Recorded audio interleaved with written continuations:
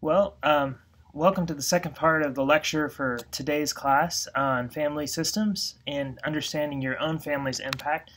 This part of the lecture will be discussing Culbertson's book, especially his chapter 4 on premarital counseling.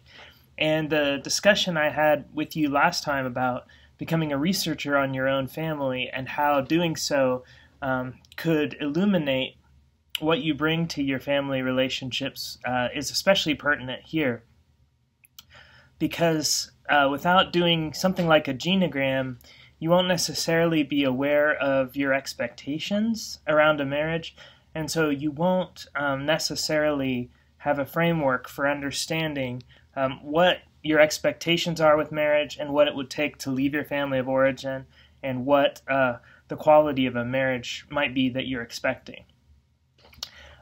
So today we're going to talk about how to do premarital counseling, because some of you might be in a position where that's an important part of your role as a minister.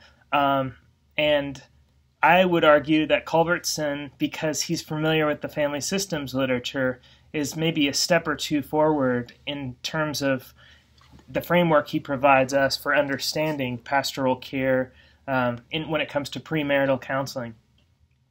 And I want to start you off with a question, a theological question that I think should frame our discussion today. And that is, what is the distinctive vocation of the pre-marriage couple who's coming in to see you? So there's a lot of ways to analyze relationship patterns and to even analyze things like domestic violence before a marriage occurs. But what is the distinctive Christian vocation of a particular couple who is coming to you to be married? Is there a call on their life to enter a covenant, which I would call it a covenant relationship, whether or not they're same-sex or a different sex couple? Is there a covenant developing where there's some sense of God calling this couple into relationship that's not just for their little family, but it's also for the world and for the healing of the world? So ideally, in premarital counseling as a minister, you're not just discovering psychological dynamics or health or unhealth. You're also discovering a kind of theological trajectory. What's the meaning of this relationship, and what is its gift to the world in a theological sense? And so I'll get started here with 13 questions you should ask before you get married. And this is from the New York Times, Evan Mark Katz, his list. 13 questions that you need to ask before you get married. Number 1, did your family throw plates, calmly discuss issues, or silently shut down when disagreements arose? Number 2, will we have children, and if we do, will you change diapers? So the best predictor of a happy marriage is a man who helps out with housework and child rearing. Number 3, will our experiences with our exes help us or hinder us? We'll talk a little bit more about this idea of kind of remarriage and blended families as well. How important is religion? How will we celebrate religious holidays, if at all? Number 5, is your debt my debt? Would you be willing to bail me out? Number 6, what's the most you would be willing to spend on a car, a couch, or shoes? Number 7, can you deal with my doing things without you? Number 8, do we like each other's parents?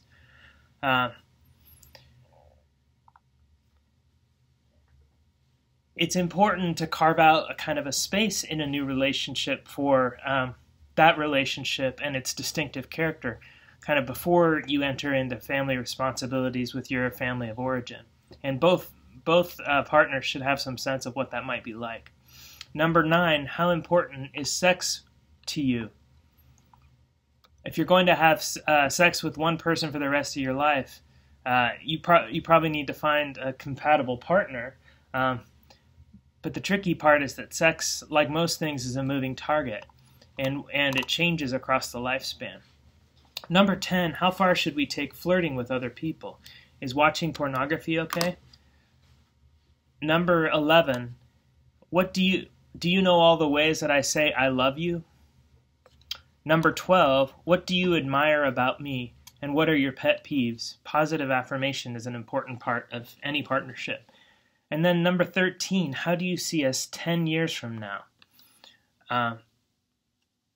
So your expectations should match with the expectations of your partner. So Culbertson, that's the list from Evan and Mark Katz, 13 things you should ask before you get married.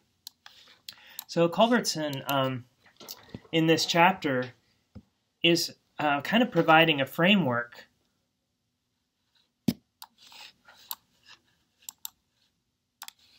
Sorry, let me fix this real quick. Culbertson in this chapter is providing a framework for premarital counseling, and he says that few couples really deal with the transition of moving from one's family of origin to a new family well. And a year before or after a marriage is crucial. He does quote a book by a couple of pastoral theologians called Becoming Married, which is one of the better ones out there, which suggests that marriage is really a process that a family goes through. It doesn't occur strictly on the wedding date, but it starts to occur as marriage is contemplated. It's almost like we wish we could have premarital counseling. Culbertson is really clear that the wedding is distinctively the minister's responsibility, and that it should be prepared in the church with some distinctive frameworks around it. And that includes a couple needs to be counseled, especially in a way that deals with their genograms, to address the topic from last time, in a way that sees what are their big emotional patterns. Especially you want to be watching for things like emotional cutoff with the family of origin. If there's a lot of those crossed lines, the dotted lines with the two crosses in between members of a family of origin, you might be in a situation where someone is kind of unconsciously trying to replace their family of origin with a new family. And that, if people are not aware of it, can lead to divorce more quickly. So premarital counseling is something that you have to decide what shape it needs to take. But you have to find a way to slow couples down and discover what some of the common themes are as they move towards this new association of being husband and wife. A lot of couples, because they don't have good counseling, promise without knowing what this might mean or could cost. And so they enter their promises too rashly. What premarital counseling, in Culbertson's view, is supposed to do is to help people establish what their childhood associations of being a husband and wife are and why this matters, and become more conscious of those things so they can choose to make a kind of new space in their relationship that's different from their family of origin. So pastoral care, even more than any Myers-Briggs test or anything like that, pastoral care needs to carve out a feeling of the unique nature of this particular relationship. So you need to ask this couple who they are, where they came from, and where they're going in order to understand this relationship.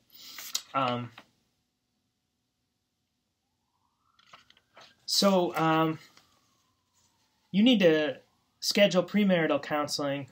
So the big question for Culbertson is what does it take for people to leave emotionally and psychologically their family of origin?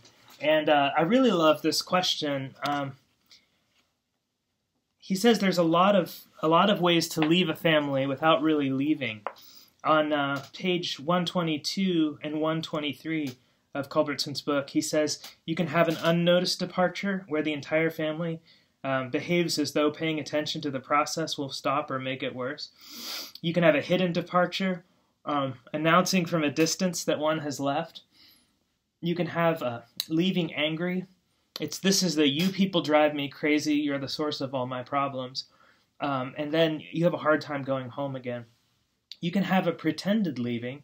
It looks like a lot of the above, but then the person returns home and takes up exactly the same role that he or she carried before. And then you can have an unaccepted leaving, when a child leaves home and the parents do not accept it. And then the goal would be a matter-of-fact leaving. The entire process is out in the open and acknowledged, and there's little or no conflict associated with it. So families have different levels to which they're ready to let their children go. Parenting is this entire process of blessing and letting children go. But some families have a difficult time with this. They, because of patterns in the previous family of origin, across the generations around home leaving, some people have a hard time leaving home because it was hard for their parents and their grandparents to leave home. And so those people might need a more extended treatment of premarital counseling. So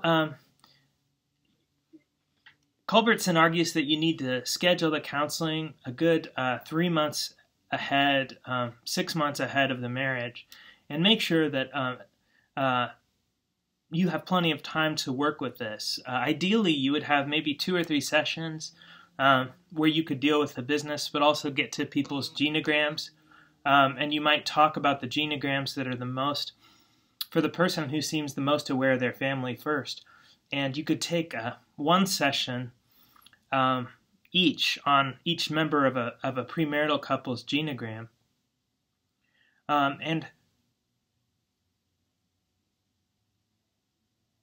What you're also looking for in this process is a sense of their Christian identity around marriage.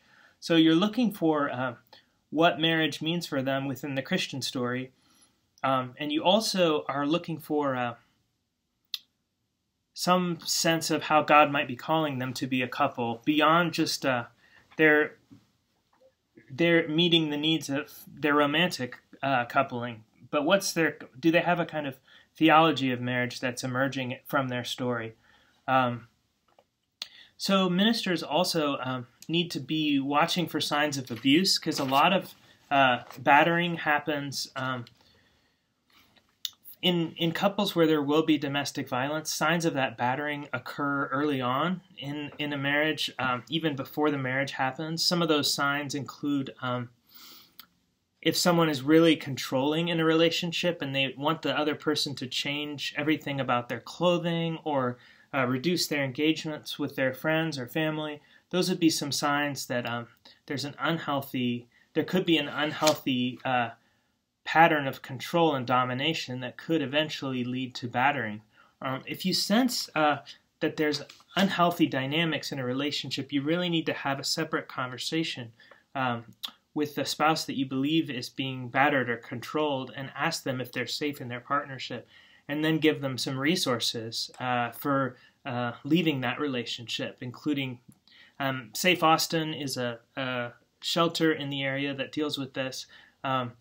But you want to, because most battering relationships have signs of that dynamic of abuse and control before the marriage, you want to make sure that you have a chance to assess that. So premarital counseling is an important place to do that. Again, never counsel the couple together in a battering situation, but focus on promoting safety for the person who's being controlled or being dominated in that relationship. So at any sign of psychological or emotional abuse should be enough for a minister to not bless that relationship or bless that wedding. So the pastor needs divorce papers from a previous marriage, and also needs to kind of, as I've said, discover the doctrine of Christian marriage that's impacting this couple. So you might challenge the idea that the bride is going to be given away in this marriage, and you might, in your decisions about a wedding, decide there's certain texts about obedience that you wouldn't want to preach on. but you want to have a sense of kind of what themes are driving that marriage, since a wedding is a merger of two family stories. You want to have a sense of what it means for each person in a relationship to be given away, since essentially their relationships with their genogram are their dowry, their emotional dowry, and being given away is something that happens to both partners as they come to care about the relationship and enter into marriage. So the big question for people who are preparing for marriage is whether they've put away childish things, or whether they expect their the other partner to kind of parent them in some ways. How much expectation do people have for their other partner to parent them? In other words, a marriage is a room without space for two sets of childhood furniture, and so there's going to have to be some decisions made about what furniture is going to show up. So another word for marriage is cleaving, which is being attached or united in strong emotion. And leaving home is differentiation from families of origin, or emotional maturity in relationship to families of origin, which is a requirement before you cleave. So leaving is required before you can cleave. So he gives and differentiation, as I suggested in the last lecture, is different than just taking a stand in relationship to your family of origin. It means taking a stand, but also staying connected to your family of origin. Making changes in your life, being different from your family of origin, but also staying connected as you make those changes.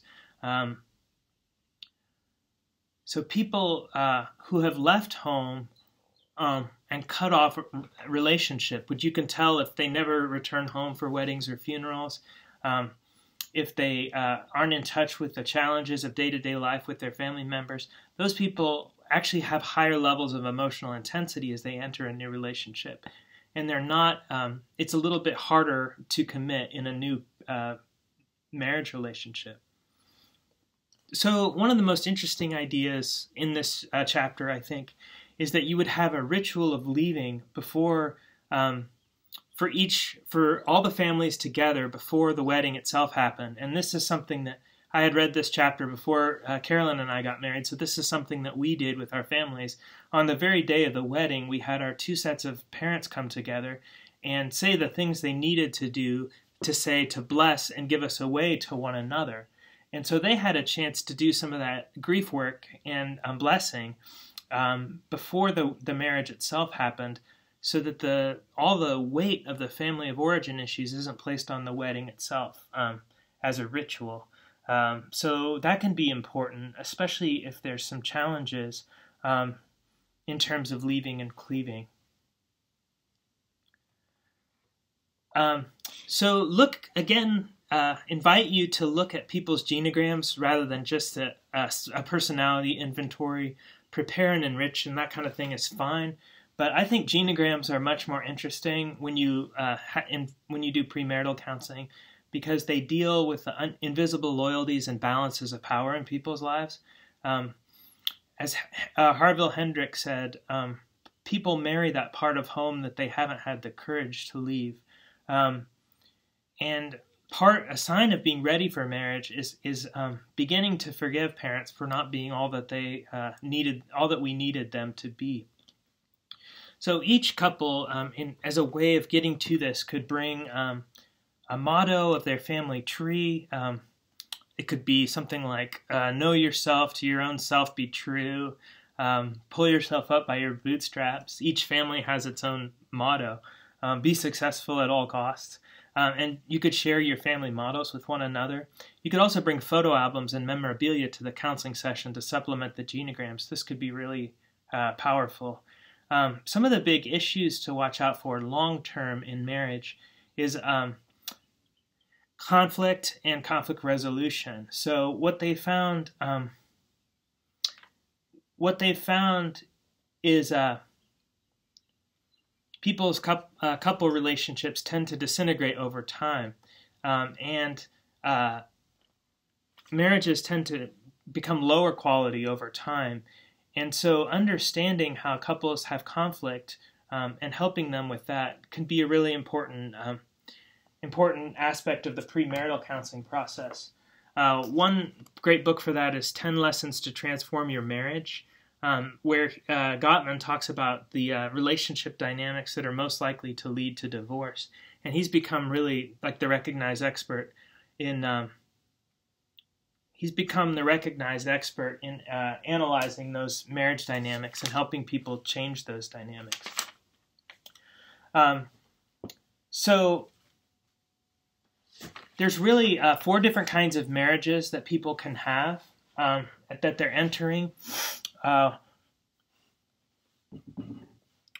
One kind of marriage is a romantic marriage, where there's a lot of the sex is powerful, there's a lot of chemistry, there's a lot of idealization. Another kind of marriage can be a rescue marriage, where one partner is marrying another to save them from difficult circumstances. Another kind of marriage can be a companionate marriage, where people are pretty much on the same level, and they're already taking turns, in a sense, for each other in their careers. And a final kind of marriage is a traditional marriage, where it might be the breadwinner type, where a man works and a wife stays at home and takes care of kids. It's really important that, and there's also combinations of those marriages. So there can be a romantic rescue marriage, there could be a romantic companionate marriage, a traditional rescue marriage, or any variety of those kinds of marriages. Well, I think it's really important to try to figure out what kind of marriage each couple is entering and make sure that they're on the same page with that. You don't want to, in premarital counseling, you might find out that one person is trying to kind of get a rescue and the other person is wanting a companionate marriage. It's really important to try to address those topics so that people can have a sense of being on the same page together in marriage. So marriage is a dramatic act in which people come to define themselves in relationship with one another. It almost always has multiple meanings, and people marry at certain points in the life cycle for various reasons, including sometimes there's family of origin, events that happen that lead people to be married. Often there's grief or loss right before a marriage, for example. So premarital counseling is one task of slowing a couple down enough so that they can explore what some of their unconscious reasons are for marrying, and so that they can predict what some of their emotional triggers and hidden expectations of the relationship might be. This is such an important relationship. They found that a marriage has just as much of an impact, the first 10 years of a marriage has just as much an impact on a person's image of God as their own childhood, their early childhood relationships. And so strengthening the capacity to marry well is also a theological act because of the impact that each marriage partner is going to have on one another. So Culbertson argues that a marriage is a response to a call on a couple from God, and a couple should be able to articulate a Christian reason for marrying before the minister agrees to perform the wedding. It's important to ask why family members come to a church for a wedding and listen to some of those reasons. It also means that marriage partners kind of need to be committed to one another for the good of the partnership rather than just for selfish reasons alone.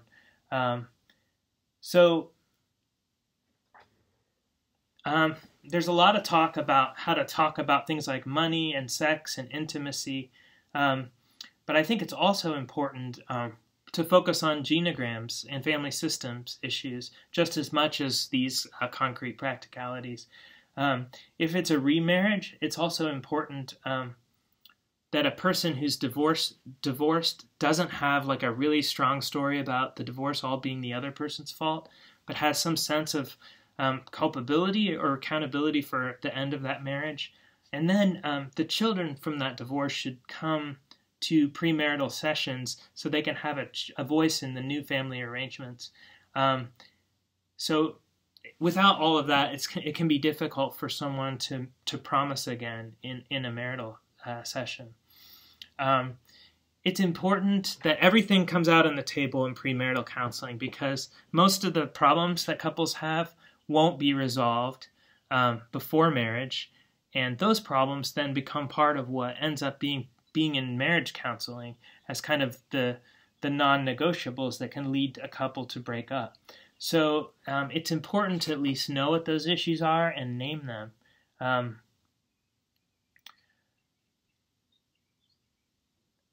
So a really important idea from family systems theory is to kind of assess. You might set up the marriage counseling sessions like this. You might ask people about the courting relationship. How did they make this match happen? And those stories can be illuminating in their own ways. You want to ask couples who have been cohabiting for a long time. I don't necessarily agree with the reading that cohabiting is a bad sign, but you want to ask people who've been cohabiting for a long time why they're getting married now. For a lot of poor people, marriage isn't always an option, and cohabiting has been the trend. But I don't agree with the reading that cohabiting is necessarily a sign of low differentiation. Another issue that's really central to a marriage being successful long-term is the extent to which each side of the family blesses the marriage. And so you might ask a couple to assess how much blessing have they received from each side of the family, and is there a way, and whether they sense that each side of the family is ready to let them go, and if there's a way to move towards just a little bit more of a sense of blessing and releasing, then you want to help each side of a family do that. You also want to ask some questions about the ways that each side of the family are different. So you might say, you might take each side of the family that's marrying together and say, what differences do we like about each other? And have a conversation about those differences too. It can be really hard in premarital counseling to slow a couple down enough to get past the romantic phase and talk about some of these family of origin issues. But what you're really looking for as a minister is a sense of a couple's vocation to marriage. It's because it's a vocation to marriage is, in what sense is this couple's relationship a reflection of God's covenant to us, and in what sense are they being called into relationship for the betterment of the world?